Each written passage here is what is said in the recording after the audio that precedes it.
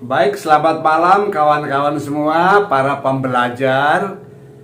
Malam ini kita berjumpa lagi pada kesempatan kali ini, di mana kita akan belajar bagaimana menggunakan software Sam Amos, khususnya dengan teknik multi-group analysis, dalam mengembangkan analisis moderasi. Ada banyak teknik membuat moderasi, tetapi seperti yang disajikan dalam software Sam Amos, satu-satunya teknik yang digunakan dalam Amos untuk menggambarkan bagaimana moderasi dapat dianalisis, yaitu dengan menggunakan teknik yang disebut dengan multi-group analysis. Berarti di dalam proses ini, misalnya kita ingin membuat dua grup yang terdampak oleh COVID-19. Lalu kita ingin melihat apakah COVID-19 membawa dampak bagaimana orang mengelola usahanya. Mungkin ada yang merasa dampak atau C19, COVID-19 itu sangat berbahaya, bisa mengganggu peta bisnisnya, sementara yang lain merasa biasa-biasa saja. Nah, tentu pola reaksi dari mereka yang merasa biasa-biasa sangat berbeda dengan mereka yang merasa COVID-19 akan mengancam pola bisnisnya. Oleh karena itu, pola reaksi yang diberikan oleh mereka yang merasa COVID-19 dampaknya besar akan berbeda. Mungkin punya reaksi yang sangat kuat agar tidak terlalu berdampak pada bisnisnya. Nah, oleh karena itu maka bagi seorang peneliti, dia bisa mengembangkan keadaan yang uncontrollable atau unavoidable ini menjadi variabel moderatornya. Nah, tentu seperti dalam contoh kasus COVID-19 ini. Ya, karena COVID sudah terjadi sejak Maret tahun 2020 sampai saat ini September 2021, maka meneliti saat ini tepat. Karena kita sudah melihat bagaimana para pengusaha bereaksi pada adanya COVID ini. Atau bahkan kita teliti sejak awal 2021. Ya. Mungkin kalau di awal 2020 kita belum dapat memperoleh gambaran yang representatif dari responden kita mengenai apa reaksi yang sudah mereka berikan. Tapi kalau saat seperti sekarang, wah ini mungkin sudah tepat. Nah, bagaimana proses itu dilakukan?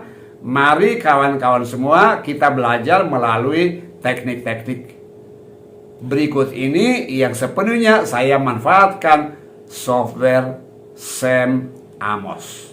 Mari kita belajar.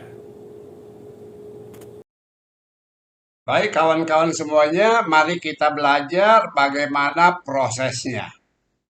Nah, untuk itu mari saya akan sharekan beberapa pokok pikiran yang sebaiknya kita fahami pada saat kita ingin mengembangkan sebuah teknik moderasi. Seperti apa prosesnya? Mari kita pelajari, yaitu yang pertama. Setiap kali kita ingin mengembangkan moderasi, maka langkah paling penting adalah mari membangun nalar yang baik, membangun logika teoretikal dan logika konseptual yang baik, agar kita dapat menjelaskan mengapa hipotesis moderasi itu penting. Dan apa dasarnya, bagaimana justifikasinya, nah itu perlu kita siapkan. Yang pertama. Langkah berikutnya yang akan kita siapkan adalah data. Data yang sudah kita kumpulkan telah kita desain sehingga memungkinkan kita menganalisis moderasi. Data itu kita sajikan dalam bentuk variabel-variabel pemoderasi yang kita kehendaki dan kita sudah siapkan dalam lembar SPSS kita. Lalu yang lumayan penting adalah sebelum analisis bisa dilakukan adalah kita mengkalkulasi angka kategori.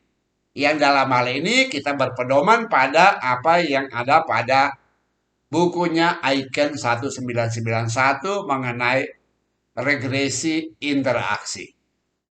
Karena kita harus menentukan, misalnya pemoderasi kita adalah dinamika kompetisi atau ya competition dynamics. Lalu kita lihat mana yang masuk dalam kategori yang sangat dinamis, mana yang biasa-biasa saja. Lalu langkah yang keempat adalah kita membuat prosedur multi group SEM analysis khususnya untuk seluruh model kita. Jadi kita menggunakan 4-5 variabel independen mediasi untuk memberi dampak pada sebuah variabel dependen.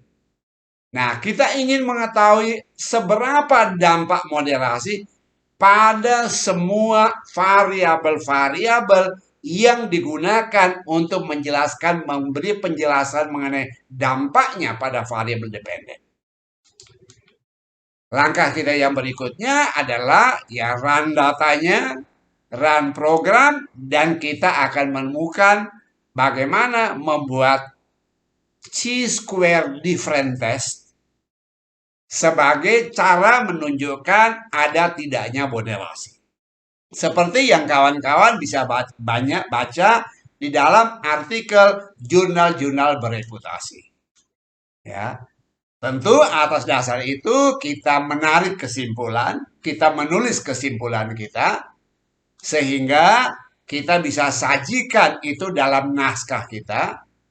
Lalu yang berikutnya adalah tambahan berikutnya.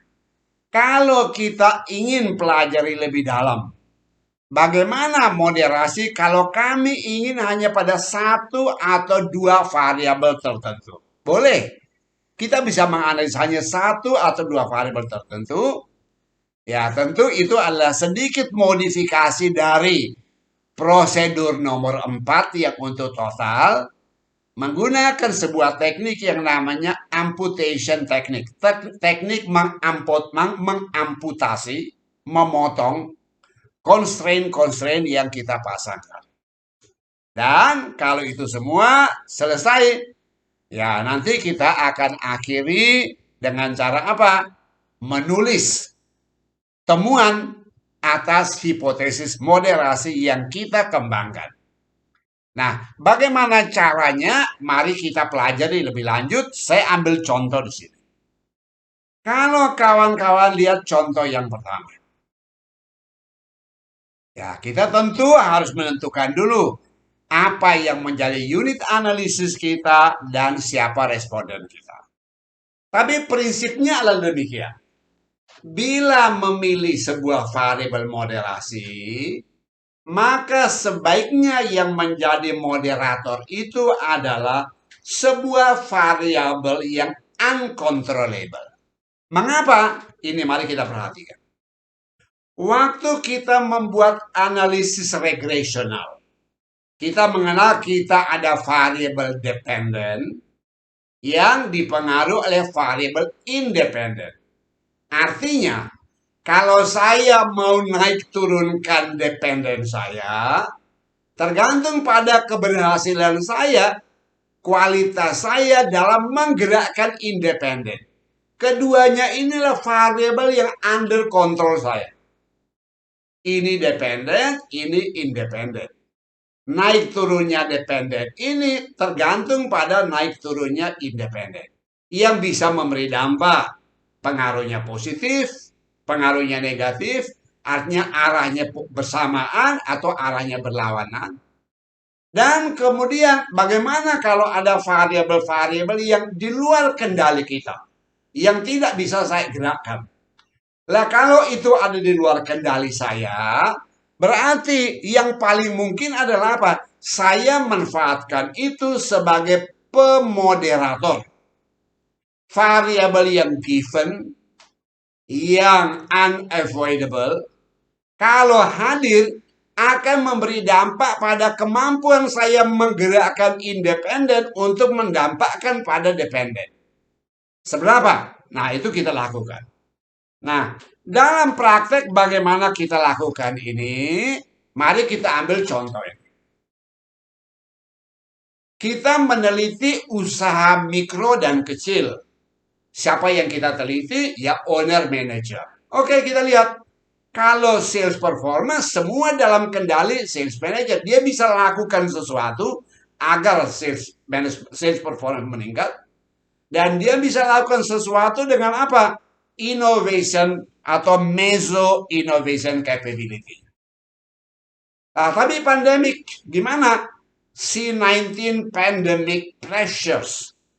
Tekanan-tekanan pandemik dari COVID-19. Ini given, unavoidable. Kalau gitu, yang kita lakukan nanti adalah kita menganalisis apakah kalau ada kondisi ini merubah pola saya menggerakkan independenku ke dependen.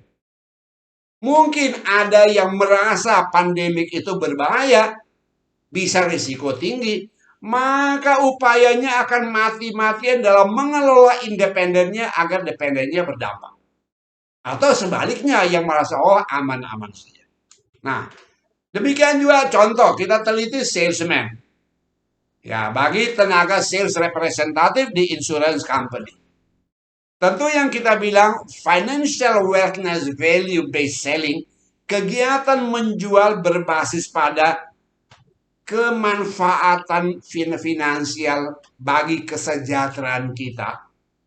Kalau ini dia bisa kelola, akan berdampak pada kinerjanya. Nah, tapi bagaimana dengan kebijakan perusahaannya mengenai spending flexibility bagi calon nasabah? Itu bukan ditentukan oleh sales rep tadi atau agency tadi. Tapi itu adalah kebijakan perusahaan. Bagi dia ini given. Nah, kalau gitu, bagaimana dia bereaksi dengan pola itu? Adanya ini, dia akan seperti apa? Kalau dia merasa ini sungguh berdampak, sungguh berpengaruh pada dia, sungguh menekan dia, lalu apa yang akan dia lakukan? Nah, sama juga ini kalau kita teliti pada salesman. Ya bagi salesman jelas produk quality itu adalah uncontrollable. Dia udah nerima dari pabrik ini barang mutu seperti ini, silakan jual. Tidak ada komentar ini barang mutu jelek apa baik, tidak apa harus dijual. Nah berarti itu bagi dia adalah given. Sementara selling kompetensinya bisa dia kembangkan supaya sales performanya bisa meningkat. Menggerakkan itu tentu dipengaruhi oleh mutu produk. Kalau dia merasa mutu produk ini kurang bagus, maka dia akan meningkatkan upaya dalam selling kompetensinya sampai satu tingkat sampai dia bisa mengatakan, oh ya barang ini bisa laku. Ya. Nah tentu proses yang seperti ini tidak dikenal dalam Sam Amos.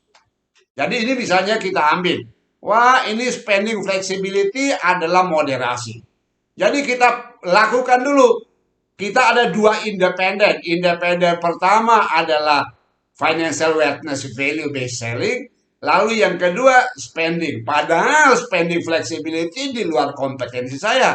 Berarti emangnya bisa saya buat jadi independen? Ya enggak dong. Lalu saya tambahkan lagi di sini interaksi duanya. Tinggal dikalikan angkanya di luar lalu masukkan. Loh, kan software ini tidak tahu kalau angka ini adalah perkalian ini dan ini, ini dihitung sendiri. Lagi pula, desain tidak menjalankan teknik macam ini. Kalau dilakukan seperti ini, berarti kita ada 3 variabel independen. Ya kan jelaskan ini independen. Ini ke sana, ini ke sana, ini ke sana. Angka ini dari mana juga nggak tahu. Kalau financial wellness dikalikan spending, ya dia toh menjadi sebuah angka Ya, angka tertentu, angka yang tidak menggambarkan ini kali ini. Sama dengan financial wellness angka 2. Spending flexibility angka 2, angka 3. Nah, berarti interaksi jadi angka 2 kali 3, 6. Lah, tapi angka 6 ini kan tidak bisa dibaca oleh variable dependennya dan juga oleh software Amos bahwa itu adalah perkalian dari financial wellness value based selling dikalikan dengan ini. Why? Karena mereka diperlakukan sebagai variabel independen, 3 independen. Lalu mana yang mau diperlakukan sebagai variabel moderator? Spending flexibility atau financial wellness? Dua-duanya sama. Kalau kita mengatakan spending flexibility adalah moderator karena interaksi ini, saya tanya, A kali B. B adalah moderator.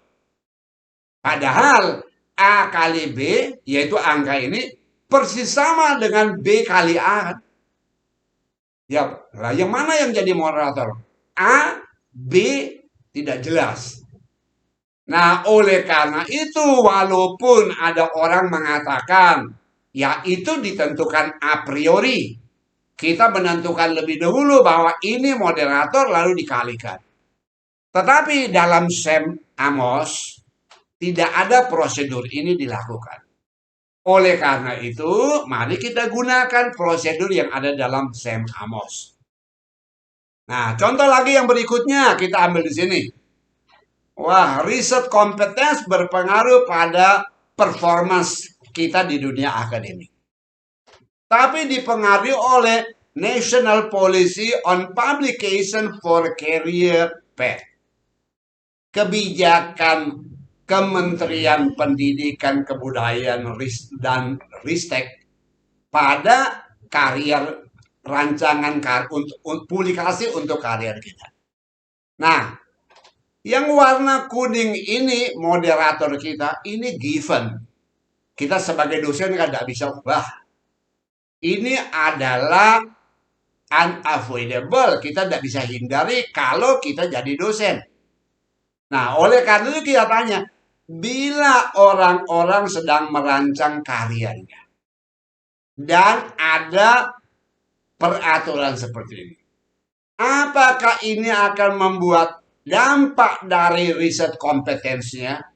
Reaksi dia akan berupa menguatkan dampak kemampuan risetnya pada kinerja akademik atau ya biasa-biasa saja.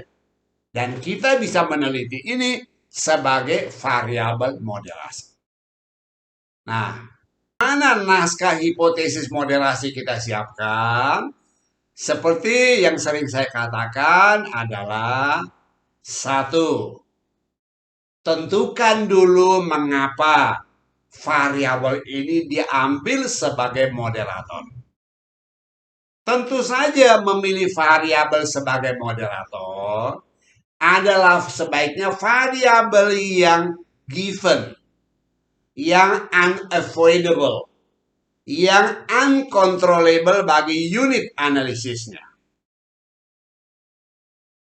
Lalu kita tinggal mengembangkan diksi apa yang akan kita gunakan untuk mengungkapkan keadaan yang given itu, yang unavoidable itu, dan mengapa ini berpotensi untuk mengganggu hubungan antar variabel independen, mediasi dependen yang memiliki hubungan regresional seperti yang kita rancangkan dalam penelitian kita. Tidak kalah penting mengembangkan narasi untuk menunjukkan logika kita. Baik logika mengenai sense akademik dari variabel itu, maupun yang dapat dijalankan oleh statistik. Di atas itu semua adalah memanfaatkan referensi-referensi untuk membantu kita mengembangkan argumentasi kita. Mengapa ini layak menjadi moderator? Mengapa dia dapat memberi dampak yaitu dampak amplifikasi maupun dampak moderasi pada variabel independen pada dependen. Nah, kalau itu sudah, ya tinggal memformulasi dalam bentuk kalimat alinea pada sebuah subsection, ada pada sebuah bab atau subbab dari tesis, skripsi, disertasi, atau artikel jurnal kita. Ya, itu utamanya ya yang perlu kita pahami sehingga nanti kita bisa ada pilihan, banyak pilihan. Mungkin kita akan mengembangkan moderasi seperti dalam gambar ini, yaitu bahwa apa? Ya, gambar bahwa ya, mari kita ambil ya, pandemic pressures memberi dampak pada semua instrumen-instrumen marketing yang kita gunakan di dalam upaya meningkatkan business performance. Jadi kita bisa membuat hipotesa moderasi yang bunyinya adalah ya, pandemic pressures memberikan tekanan moderasi, dampak moderasi pada peran dari semua proses bisnis dalam meningkatkan kinerja bisnis. Itu yang pertama. Tetapi boleh juga kita milih yang lain, yaitu yang seperti ini. Saya hanya ingin meneliti apakah ada dampak moderasi ya dari pandemic pressures ini pada hubungan antara commercial value advantage pada ya dari commercial value advantage pada business performance atau dampak dari pandemic pressures pada distributive power ke business performance. Bisa saya lakukan itu. Ya. Dan untuk itu langkah kita apa? Langkah kita yang pertama adalah ya langkah berikutnya adalah menyiapkan kategori sampel kita. Ya, mari kita gunakan pendekatan yang ada di Arbuckle. Jadi pertama siapkan lembar data SPSS kita. Ya. Kedua, ya kita buka lembar kerja itu, kita pilih variable view, ada variable view-nya. Lalu kita atur variabel itu dengan berisi nama, label, value, terutama value ini. Ya label ya, lalu value yang kita gunakan sebagai pemoderator. Jadi seperti apa? Nah, di sini ada ya variable view, lalu kita bisa isi variable view ini, klik di sini. Nah, sehingga nanti kita lalu mengisi, oh ini nama, nomor responden, nama, lokasi, lalu C19P, yaitu COVID-19 Pandemic Pressures. Lalu di sini di ujung ya ada value-nya. Ya, kita klik di ujung ini, kita bisa isi di situ. Ya, isinya apa? Ya, kita isi di dalam di sini kita isi dengan apa yang mau kita berikan sebagai tanda kategori. Langkahnya seperti apa? Mari kita lihat pada langkah yang kelima, yaitu kita isi contohnya. Kita klik di sini, lalu kita beri satu ya kode 1 untuk yang low pressures. Lalu beri lagi kode 2 untuk yang ini kita tambahkan ya add ini masuk lagi sini dan nanti hasilnya ya seperti ini. 1 untuk low pressure, 2 untuk ini. Kalau kita mau merubah, tinggal klik lagi di low, lalu kasih change atau high change dan seterusnya. Dan ini yang kita jadikan dasar bagaimana nanti kita menentukan moderasi kita. Bila keadaannya dipandang low pressure seperti apa, bila high pressure seperti apa. Oke, baik. Lalu tidak kalah penting adalah menentukan atau mengkalkulasi angka kategori. Gunakan prosedur analisis statistik deskriptif untuk mencari angka rata-rata dari baris data kita, ya, sesuai jumlah responden tentu saja. Lalu kita buat kolom moderasi dalam SPSS. Lalu kita buat kategori. Nah, ini mungkin supaya nomor 2 mudah jalan, copy dulu ya. Kita copy aja data kita yang dari SPSS, masuk ke dalam Excel, ya. Lalu di Excel sudah kita tentukan rata-ratanya, lalu kita buat formula, ya, rumus if untuk menentukan memilih mana yang satu, mana yang dua. Tentu kalau data kita hanya 10, ya tidak perlu itu pakai Excel ya. Tinggal lihat aja kan mana yang di atas rata-rata, 2, di bawah rata-rata 1 misalnya. Tapi bayangkan kalau kita bekerja dengan 500 baris data, kan ya tidak bisa kan? Karena itu manfaatkan apa? Manfaatkan Excel, misalnya kita siapkan begini. Ini kita copy kan, kita kopikan, tempel di sini. Lalu kita gunakan rumus if. Seperti apa rumus if itu ini ya. If D4 ini yang 9 lebih besar dari rata-rata 6,25, kita bilang itu high pressure, beri angka 2. Titik koma, beri lagi tanda petik ini angka 1 untuk yang selain daripada itu. Nah, ini seperti zaman dulu kalau kita memberi nilai mahasiswa dengan Excel, kan caranya gitu kan. Sudah isi semua, tinggal tarik buat rumus. Ya ini A, B, A kurang, B plus, dan seterusnya. Ya, saya rasa itu. Lalu kita kopikan ini, tinggal tempelkan ke dalam data moderator kita di SPSS. Ini copy aja nih. Ini copy aja, lalu buka SPSS, tempelkan lagi ke SPSS. Nah, ini angka kategori untuk, dan selesai. Lalu kita menganalisis ini, ya pertama kita gambar dulu gambar Amos kita dalam SEM, gambar seperti ini, lengkap dengan indikator. Ya. Lalu tambahkan grup sebagai pemoderator. Pilih menu yang namanya multi group analysis. Lalu run datanya. Ya, tinggal lihat hasil antara yang unconstrained dan yang constrained. Tujuannya adalah apa? Untuk bisa menghitung ya beda signifikansi dari chi-square dua macam ini, constrained dan unconstrained.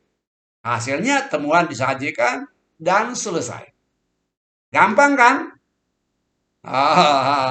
Ya kayaknya gampang diomongkan, tetapi ya sulit lah. Maka kita perlu latihan. Nanti kita jalankan latihan satu persatu ya. Sama juga yang ini. Kita bisa hanya milih ini. Nah, ini kita siapkan seperti itu. Tetapi kita butuh teknik yang lain. Nah, kita perlu amputasi tadi yang lain sehingga tinggal 2 ini. Bagaimana caranya? Nah, secara teknik saya akan beri pedomannya. Tapi begitu ya kawan-kawan semuanya ya. Ini yang bisa menjadi bagian pertama dan selanjutnya mari kita lihat bagaimana ini akan dijalankan. Mari kita belajar.